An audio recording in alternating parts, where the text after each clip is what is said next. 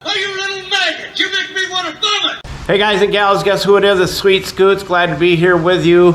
We are going to have some fun in this video. We are going to actually do some lowering of these bikes right here.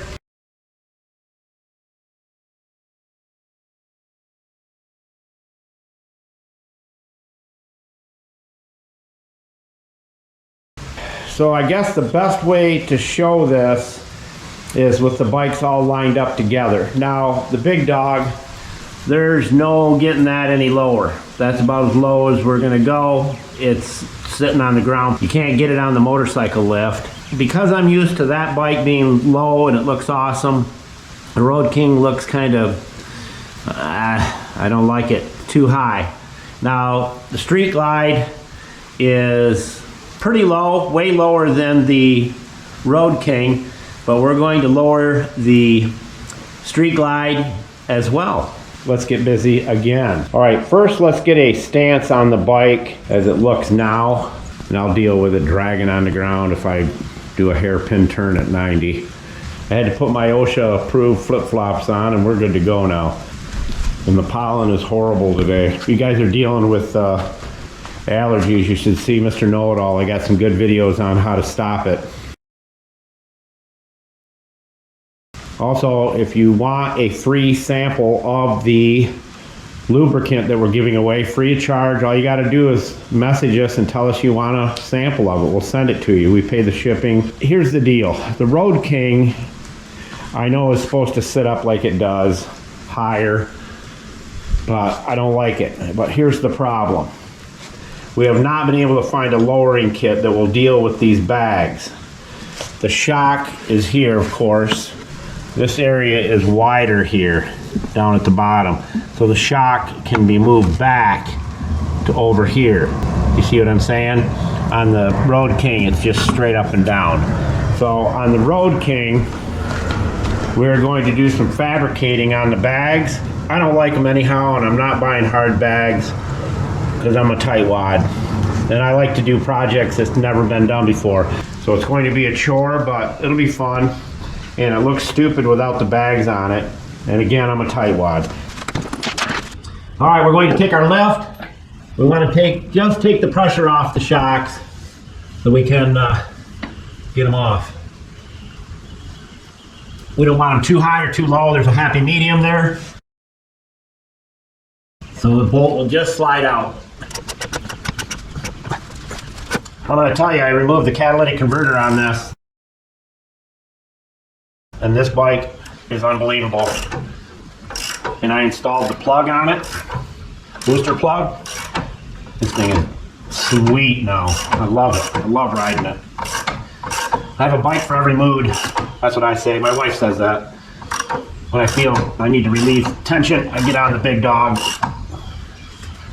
And when I want to just cruise comfortably, I get on this. And then when I want to just bomb around and have the wind blowing in my face, I get on the Road King.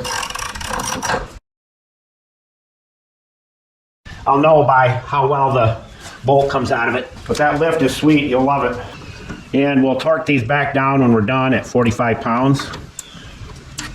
Now that's coming out of there pretty nicely. I could use a ratchet, but I like these little adjustment rigs. Different sockets on each end, metric and SAE. So the bolt's turning pretty good, which means we're pretty accurate. I have the tire just touching. So that shock's going to end up about out here like that. We're just loosen that up enough to swing it out of the way. You can put thread locker on it if you want. So that's how it's going to set. Because it has really good lock washers, I'm going to put some anti-seize on it. Doesn't take much of it either. Just takes the right amount. Julio, tell everybody where all the tools are located. Buscar en el show más de la descripción del video para todas las herramientas. Thank you, Julio Cesar Chavez Rodriguez, or Bill, as he likes to be called. And I like this wrench because I can swing it out of the way, like missing the shock here. Now is a good time to replace your boots if it needs it. Now I'm going to go for the full 3 inches because that's what I do. So that side's done. I'm gonna go do the other side. So I have the other side done, and I snug this bolt up right here. So it's about the angle that I want to be so that it lines up with the bracket. Now all I have to do is lower the bike until it gets roughly where I want to be. I just keep going until I get it lined up where I want.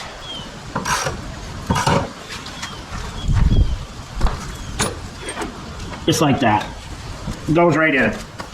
Put the nylock nut on. And then I'll tighten it up with the torque wrench. This torque wrench is awesome.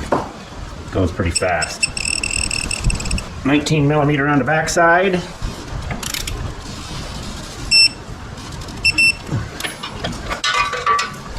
Now the top one. One beep means it's 5 pounds from set. 2 beeps means you're at 45 pounds.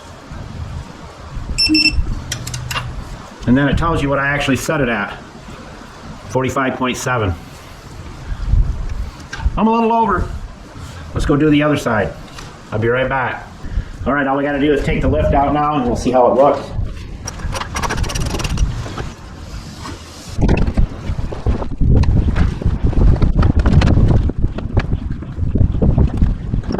There's no getting it lower than that.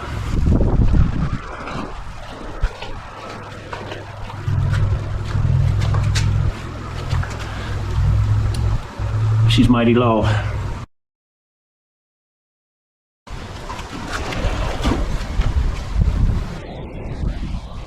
Now she's low.